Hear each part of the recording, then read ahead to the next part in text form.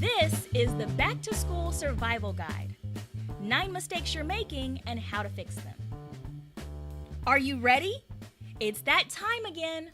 It's time for the kids to go back to school. Whether your kids go to public school, homeschool, or even college, there are many preparations that you have to make to get them ready to go back to school. They need new clothes, new shoes, new school supplies, books, and of course, lunch money.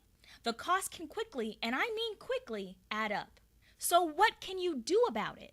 Is there any way for you to get the kids ready for school without having to spend an arm and a leg?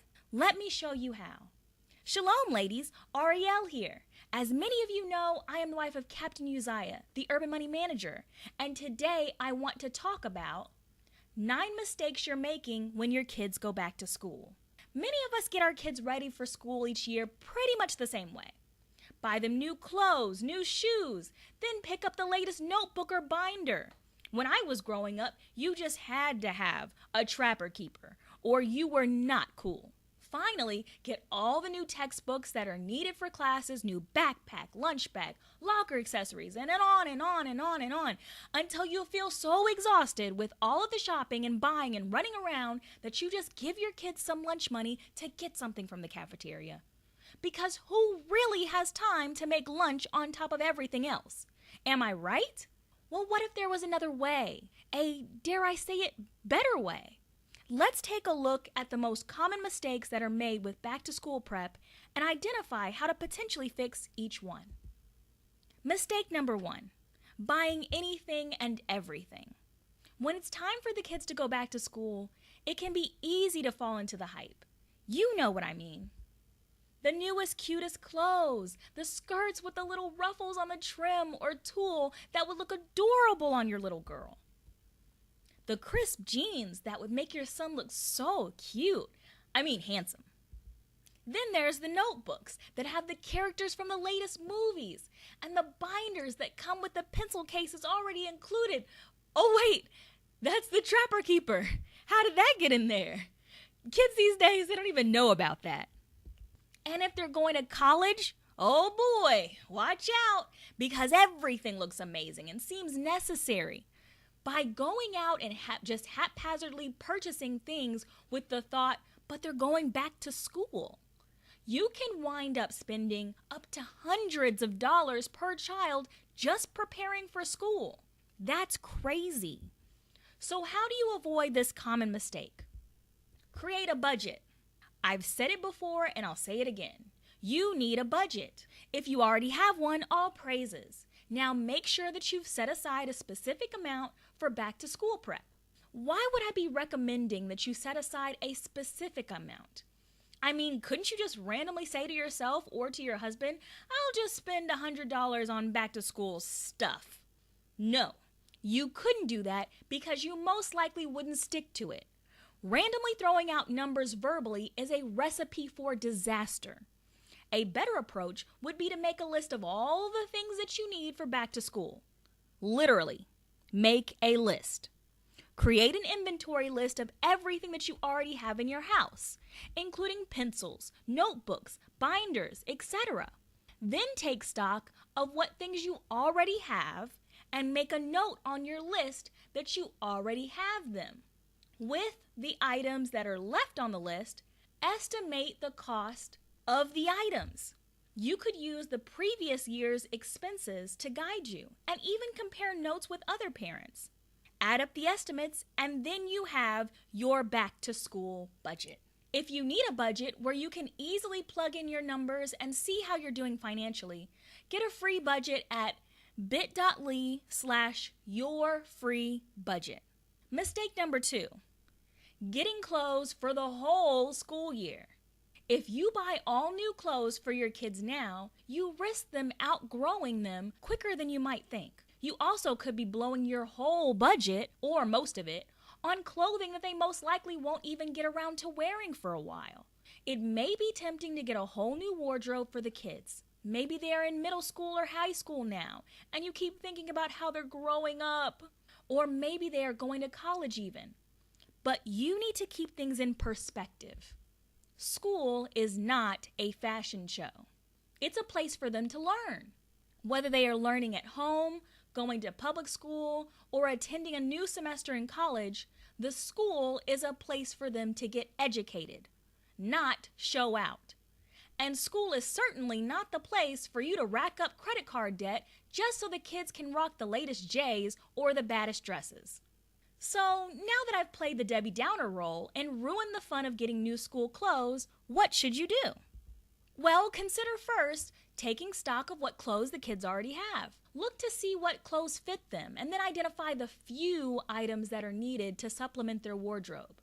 Next, before you go out and buy new clothes or accessories, look for gently used items in the closets of your older kids, friends and neighbors, at garage sales, thrift and consignment stores, and at online sites like ThredUp. While you're at it, sell items you no longer need at stores like Buffalo Exchange or Plato's Closet and add a little more moolah to your budget. Or donate the items to someone else who could get some great use out of them. When you do go to the store for new clothes, keep in mind that many stores hold fall clearance sales to make room for winter merchandise. So don't go on a shopping spree now for clothes that you could be buying at a discount later. Mistake number 3, buying new textbooks. Textbooks can get expensive. Seriously, really expensive. Once the kids get to high school, and especially when they go to college, the cost of textbooks can be flat out ridiculous. It seems like you should buy them brand new, right? Because you don't want the other kids' notes or highlights ruining the pages of the textbook. Plus, there's nothing like opening the crisp pages of a brand new textbook. It makes you feel like you're a 4.0 student, or at least like you could be a 4.0 student.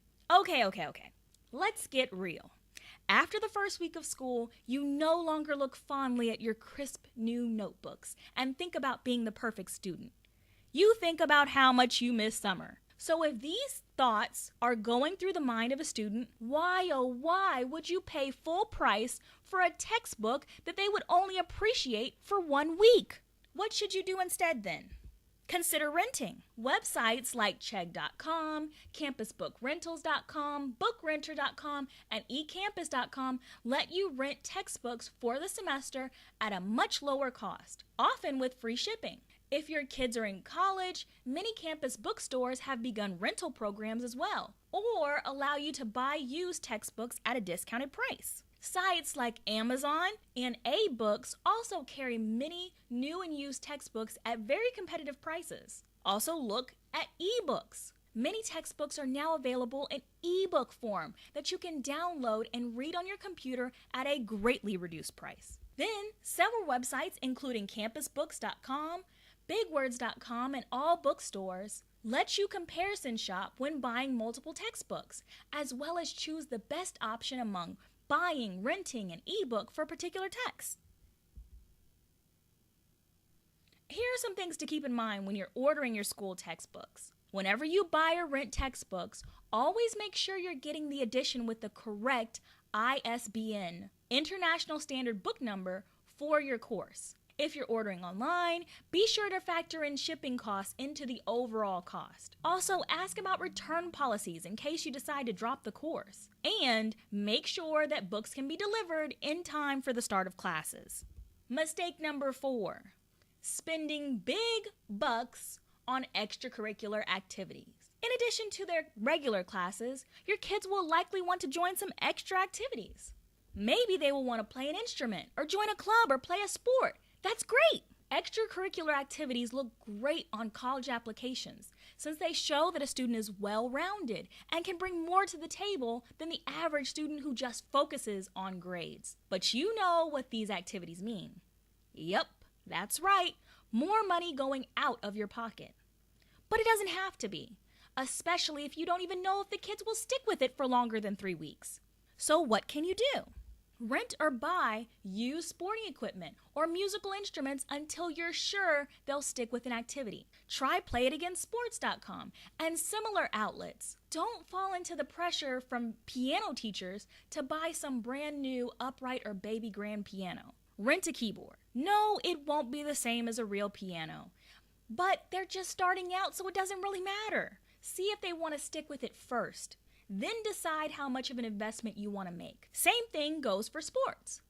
Maybe they want to run track or play basketball, and now they think that they need a new pair of Jordans or Nikes to make them run faster and jump higher. Oh no, son. No, you don't. They can play using a cheap pair of running shoes or basketball shoes until they prove to you that they're serious about putting in an effort, instead of just wanting to look good. Then, you and your Lord can discuss how much of an investment to make in shoes, athletic wear, and so on. Mistake number 5. Paying too much for lunch. So, not only did you need to purchase new school clothes and supplies at the beginning of the year, but now you have to figure out how you're going to afford school lunches every day. Some parents do think ahead about budgeting for school supplies, but most forget about school lunches. And having your child buy a lunch from school every day will add up quickly. You want your child to have a healthy school lunch, but I'm sure you also don't want to spend a ton of money. Here are 5 ways to save on school lunches. Number 1, use leftovers. Just like Sabbath lunches, your child's school lunch does not have to be a sandwich all the time. Think outside of the box. If your kid loved the mac and cheese or taco bowl that you made for dinner, they might just be excited to see it again at lunchtime. So just cook a little more than you normally would and set some aside for lunch tomorrow. You're welcome. Number 2, slice your own meat. You can actually buy meat that hasn't been sliced and slice it at home. This could take a little more time when prepping lunch meals, but it is a much cheaper option than buying from the deli counter. Number 3, make homemade Lunchables. I can't think of any kid that doesn't love Lunchables. I sure did when I was growing up, but they are so expensive. So why not make your own? Your homemade Lunchables can include the usual meat, cheese, and crackers, or you can spice it up to include carrots and ranch dressing. Or if your kid is really adventurous, it could include something like hummus. What? Get ready to see your kid do the happy dance. Number 4, buy in bulk. Instead of buying the individually packaged items, you know the ones, string cheese, individually bagged cookies or snacks, get the larger size and make the individual packages yourself. You will save so much by doing this. Number 5, get the kids involved. Many kids are picky eaters, making the task of creating lunch even tougher. So why not include them in the lunch making process? They can place crackers in a baggie or put the items that you've packaged into their lunchbox. Knowing that they've helped to create their own lunch could make them more excited when it's time for them to eat it. Now, up until now, the mistakes that I've listed have been financial ones, but I also do want to include some that can be detrimental to the overall success of your child. And while these may not affect you financially in the short term, they sure as heck will affect you financially in the long run. That said, here's mistake number 6, not creating any routines. If you have no routines in place, then everyday life can be chaos. There's the fight to put them to bed the night before, the fight to wake them up, the rush around the house, trying to make sure that everyone has their lunchbox, backpack, papers, the right school supplies, and so on. Finally, there's the mad dash to get everyone onto the school bus or packed into the car so that you can race to the school and hopefully get them there on time. Well, there is another way. Plan morning, afternoon, and evening routines, ideally before the first day of school. If your children are younger, write out these routines with pictures if needed and post them in prominent areas of the house: bedrooms, bathrooms, kitchen. Also, begin enforcing bedtimes and practice waking up at the same time each day. If they're older, get them involved in creating their own routines. Routines should include everything that needs to get done for that day. For example, the routines could look something like this. Evening, put the backpack and shoes by the door. Brush your teeth, take a bath if you're younger, put on pajamas, pray, and go to sleep. You may be wondering why I started with the evening routine first. That's because your evening routine is the most important. How you prepare yourself at night and your quality of sleep will greatly affect how you feel and perform the next day. So, the evening routine comes first. Morning routine. Wake up at 6:30 a.m. or whatever time they should wake up. Pray, brush your teeth, get dressed, eat breakfast, put on shoes, and go to school. Afternoon routine. Eat a snack, do homework or study, and playtime or relax. These routines can be as detailed or as relaxed as you want them to be. Just remember that it's important to have them. Establishing daily routines will reduce the stress of each day because your kids will already know what to expect and what's expected of them. Try it out and let me know how it goes. Mistake number 7, neglecting yourself. In the time that you're spending on the kids and getting them prepared for school, it can be easy to forget about yourself. Here's the thing, if you forget about yourself long enough, you could wind up becoming irritable, getting sick, or mentally breaking down. I wouldn't speak ill of Miss Parker's methods. He wouldn't tolerate such words. Hate. Don't let that happen.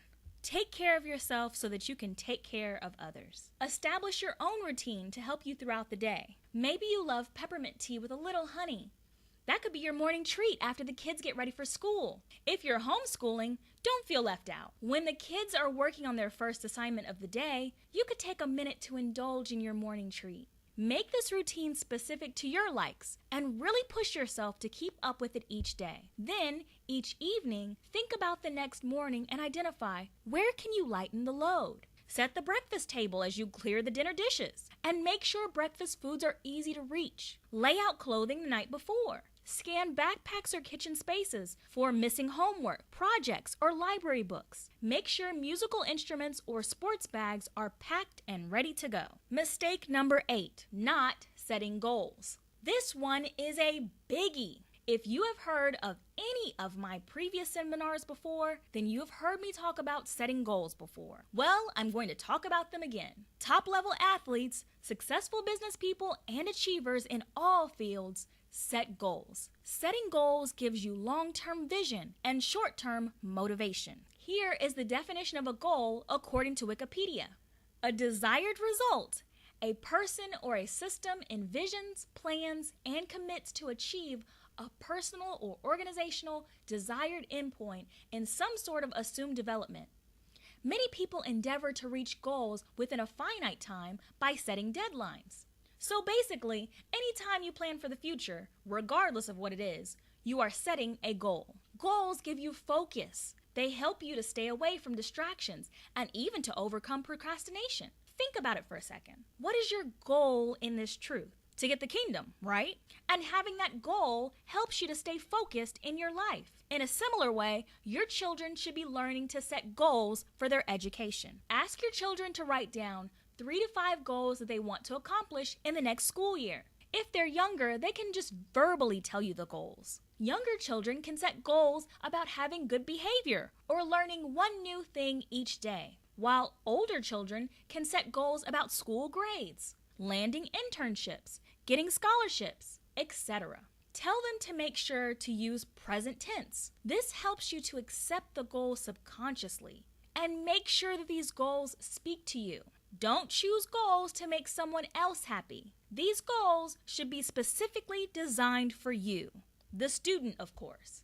Now, I know that writing goals can feel a little daunting at times, so I designed and created a free goal-setting worksheet specifically for you all. The worksheet includes pages to walk you through the process of creating goals step by step, from identifying your why to listing action steps. You can get exclusive access to it at bit.ly/yourbestgoals. Print it out and post it in some place that they will see day after day to remind them of the goals that they want to accomplish. After the goals are written, make sure that you check in with your children on a regular basis, but not every day, to see what their progress is towards their goals and identify if any tweaks or adjustments need to be made. Mistake number 9, waiting to prepare for college. Maybe your child has big dreams of becoming a doctor, lawyer, business owner, engineer, or city planner. You love to hear them talk about their dreams and all the ways that they want to help their people. And then you go on to the next school day and the next day as though their dreams are something nice to be looked at in the here and now, but actually worked on in the future. This is a huge mistake. So when should you start? Today! Here's an excerpt from an article about college preparation. Effective college and career readiness counseling begins in kindergarten and continues through high school. Middle school counselors build on the work of counselors in elementary schools and pave the way for the work of the high school counselors. For example, if high school students are going to take advanced placement, AP, calculus, they must complete Algebra 1 by 8th grade. Attaining that goal depends on reading proficiently by 3rd grade. This shows that it's important to help your kids with their academic success even from a young age. In elementary school, have a career or college talk. Discuss what the child might want to do when they grow up. Have a clear communication about what it takes to get to college or to their dream career. Parents, start saving for college if you haven't already. Visiting college isn't just for teenagers. Many universities provide campus tours and visiting days when a staff member will guide a grade school class or a group of children around the campus and explain the unique and exciting things they can do when they grow up and go to college. Parents can also schedule outings with their children to the college or university from which they graduated. The important thing is to make college sound interesting, exciting, and accessible. For middle schoolers, talk to your child about his or her interests and help match those interests with a college major and career. Push them to take challenging and interesting classes to prepare them for high school. Work with them to develop strong study habits. And encourage them to speak with adults who they think have interesting jobs. For high schoolers, use all 4 years to prep for college. Identify careers and fields of interest. Visit college campuses and businesses that they are interested in. Now, let's also break this down by each year in high school to see where the focus really needs to be. Freshman year, take challenging classes in core academic courses. Work with the school counselor to create a yearly schedule for meeting graduation requirements. Talk to an advisor or school counselor about taking AP and honors courses.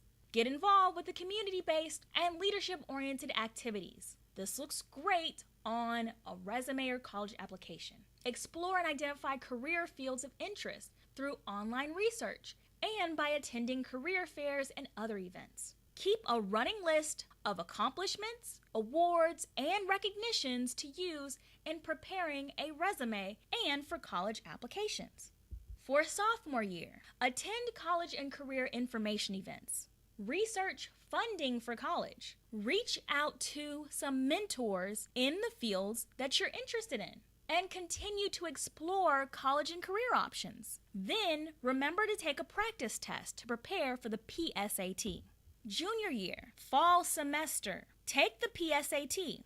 Students must take the test in 11th grade to qualify for national merit scholarships and programs. It's very important. Take this test very seriously. Attend in-person or online college fairs and college prep presentations. Explore careers and their earning potentials in the Occupational Outlook Handbook. You can look that up online. Now, for spring semester, register for college admission exams like the SAT and ACT. Make sure to take practice tests to prepare for the big day. Research ways to pay for college. Identify scholarships to pursue and then write those deadlines down on a calendar. Contact colleges to request information and applications. In the summer before the senior year, narrow down the colleges that you're considering. Make decisions regarding early decision or early action programs. Register for and take or retake the SAT and or ACC if you haven't already done it. Now, here's a note. This should be a retake because you should not be taking this for the first time in your senior year. In the fall, complete and submit any college applications and scholarships applications prior to their deadlines. Request any transcripts or letters of recommendation that you might need. Meet with a counselor to verify that your graduation requirements will be met on schedule. And then work with your parents to complete and submit the FAFSA.